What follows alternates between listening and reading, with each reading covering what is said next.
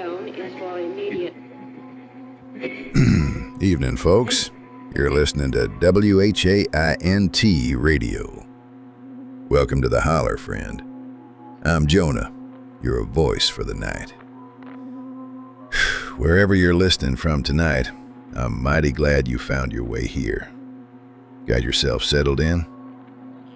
Good. Coffee's still warm over here. At least I think it is. Been sitting beside me long enough that it ought to have gone cold by now, but some things don't seem to change around this station. That's all right. Suppose I'm used to it. Now, before we get started, something happened tonight that's never happened before. We've got ourselves a caller. Well, sort of. See, the phone lines around here don't exactly work the way they're supposed to. Most nights they don't work at all. Sometimes they ring and nobody's there. Sometimes somebody's there, but I can't quite tell where they're calling from. Tonight, though, we've got a recorded message. A fella named Mike over in Wisconsin says he's been listening for a while. Mike, if you're out there tonight, I appreciate you taking the time. Let's hear what you got. Jonah, my name's Mike. I'm calling from Wisconsin. First off, just want to say I'm a huge fan of the show. I never miss an episode. Just had one question I've been wondering about, though. How exactly did you find the tower? In any case, I'd love to hear that story someday. Thanks again, Jonah.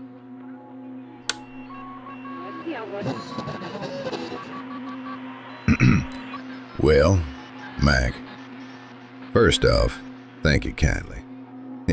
It's a strange feeling knowing somebody all the way up in Wisconsin is spending part of their evenings listening to an old man ramble through a microphone.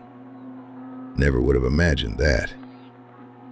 As for your question, how I found this place. Truth is, I wasn't looking for it. Not really. I don't suppose a man ever goes looking for the holler. It was the other way around. It found me. This would have been, not long after Marianne passed. Some of you have heard me mention her before, my wife. Still feels funny saying those words out loud. You spend 30 years beside somebody, then one day they're gone, and the world keeps expecting you to keep moving like nothing happened. Folks mean well. They'd stop by with casseroles, invite me over, ask if I wanted company. After a while, they stopped asking, and I started making excuses before they even had the chance. Truth is, I didn't want company. I wanted quiet. Quiet enough that I could pretend she'd just stepped into the next room. I quit going into town unless I absolutely had to. Didn't fish much, didn't sit on the porch, didn't answer the telephone. I just stayed busy. Or at least I tried to. I'd always tinkered with radios since I was a young man. Old Philcos, Zeniths, Motorola's, anything folks brought by that crackled or buzzed or wouldn't hold a station.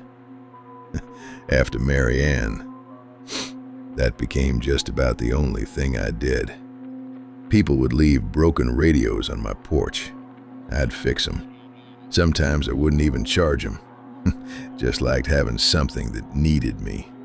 Something I could make whole again. Funny thing about old radios. You spend enough nights with your ear pressed close to static, you begin convincing yourself there's something hiding underneath it. Most nights, it's just electricity, atmospherics, distant stations bouncing off the clouds. But every now and then, you'll catch something. A word, a laugh, somebody calling another person's name. You tell yourself it came from somewhere else. Has to. Only one stormy night, I heard my own. soft as somebody standing just outside the window. I looked up, thought maybe somebody had wandered onto the property. Nobody was there. Then it came again. Jonah. Closer this time, coming through the speaker. I remember reaching over, turning the volume down, and the voice stayed exactly the same. Didn't get quieter, didn't get louder, just stayed. Then it said, "I've been trying to reach you." Did you folks hear that?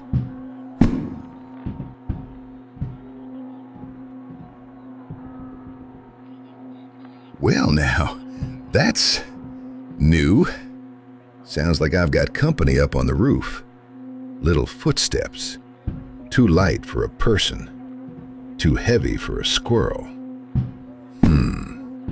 I reckon I'd better go see what's making all that racket. Wouldn't sit right with me if I didn't. I'll tell you what, let's do this. I've got tonight's story ready to go, and I promise, at the end of tonight's broadcast, we'll take ourselves a gander. I'll grab a flashlight, see what's walking around up there. If it's nothing, you'll get a good laugh at my expense. If it isn't, well, I suppose we'll find that out together. Now, tonight's letter comes from a man named Samuel, 32 years old, lived down in Louisiana. Been hunting the same 200 acres since his dad first carried him into those woods when he was 14. He thought he knew every inch of that property, every deer trail, every turkey roost, every bend in the creek. Turns out, there was one place waiting for him that he'd somehow never seen before. An old slave cabin and an abandoned well right in the middle of the floor. Stay close, friends. You're listening to WHAINT, deep and dark in the midnight holler. Let's see where Samuel's trail takes us. See you on the other side. Well, Samuel, if you're listening tonight, I appreciate you trusting us with that story. I don't rightly know what lived beneath Bellwether. Truth be told, I'm not sure I want to. Some places are old in ways that don't show up on a map. You don't improve them by digging deeper. Sometimes the kindest thing you can do is leave them be. Now, I promised y'all earlier we'd go see what was making all that commotion up on the roof. Suppose a promise is a promise. Let me grab my flashlight here.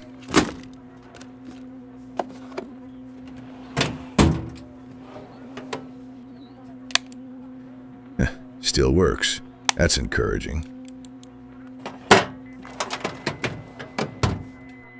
Now, this old staircase isn't exactly friendly on the knees, so bear with me a minute.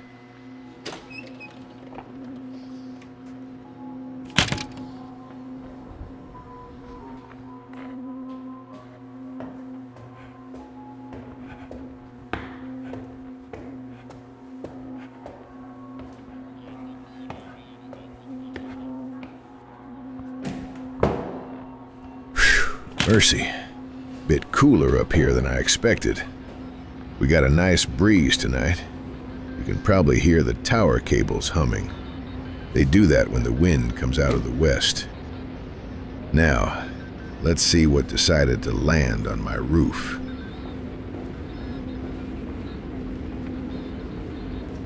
Well, that's peculiar. Folks, I'm looking at... Lord, I don't even know what I'm looking at. Looks like eggs, about the size of a football, maybe a little bigger. Gray more than white, almost leathery, like old hide stretched tight. They're covered in mud, pine needles stuck all over them. I count 1, 2, 3, 4, 5 of them. They're all laid out in a rough circle. No nest, nothing holding them together, just sitting here. I don't reckon any bird around these parts lays eggs that big. Hang on. One of these shells is already open. Not broken. Opened. Like something climbed out. Well now, where'd you wander off to?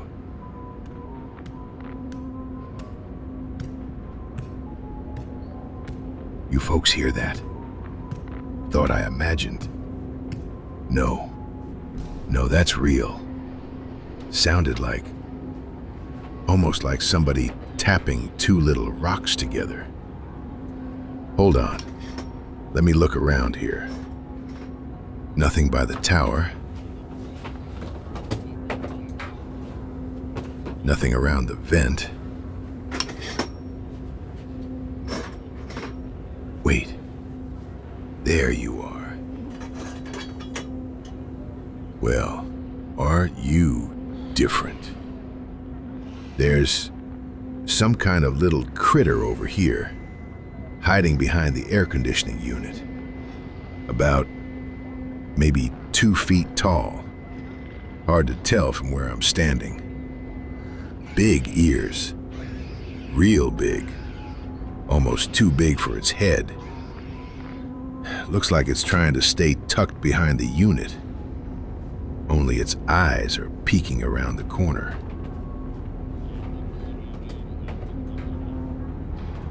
Well, you're uglier than a mud fence, ain't you? Easy now. I ain't gonna bother you. Looks scared more than anything. Poor little.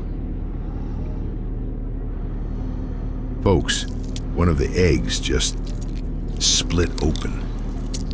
Another one. They're hatching. Every one of them. Good gracious. There's another little hand coming through the shell. Long fingers. Tiny black claws. I think these are babies. Well, there's more than I thought. One's climbed up onto the antenna. Didn't even hear it move. Another one's... How'd you get over there so fast?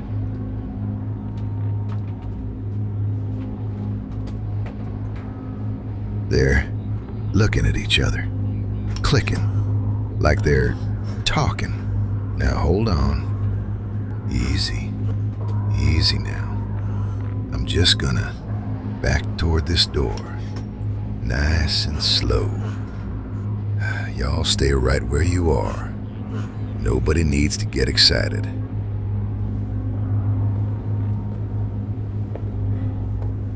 They're following me. Every time I take a step, they take one too. Still clicking. One of them just tilted its head, like it's trying to figure me out. Another one climbed upside down underneath the radio antenna. I don't even... How are you? Folks, oh my Lord. Every one of those little things just turned around. Oh Lord. I'm gonna need everybody listening to stay real calm. Because I don't believe... Whoa, hey, easy, no. Come on.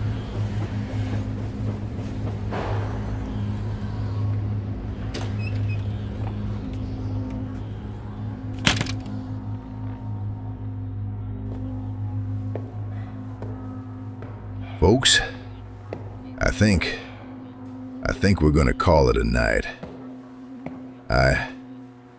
I don't believe those things came here by themselves.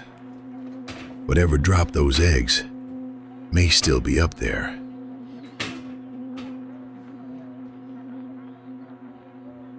If you'll excuse me, I'm gonna leave the lights on tonight.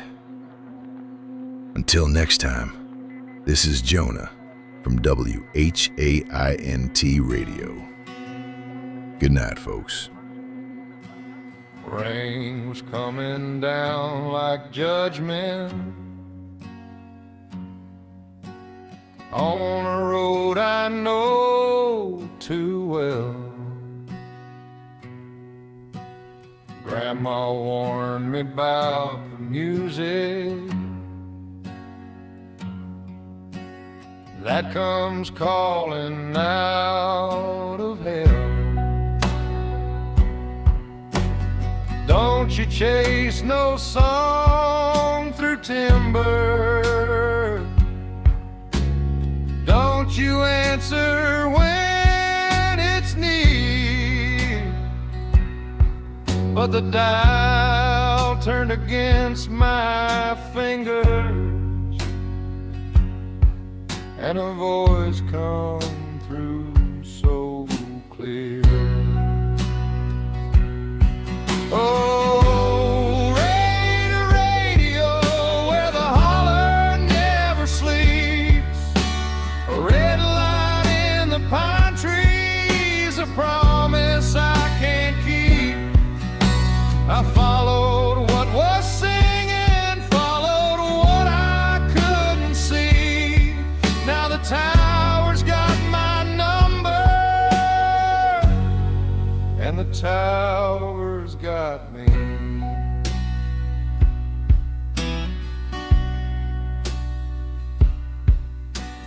Found a road that don't exist there, gravel where there weren't one before. Coffee warm and no one in it, waiting at the station door. There's a name I didn't write down, curled in ink that looks like mine. Elias said, don't come looking.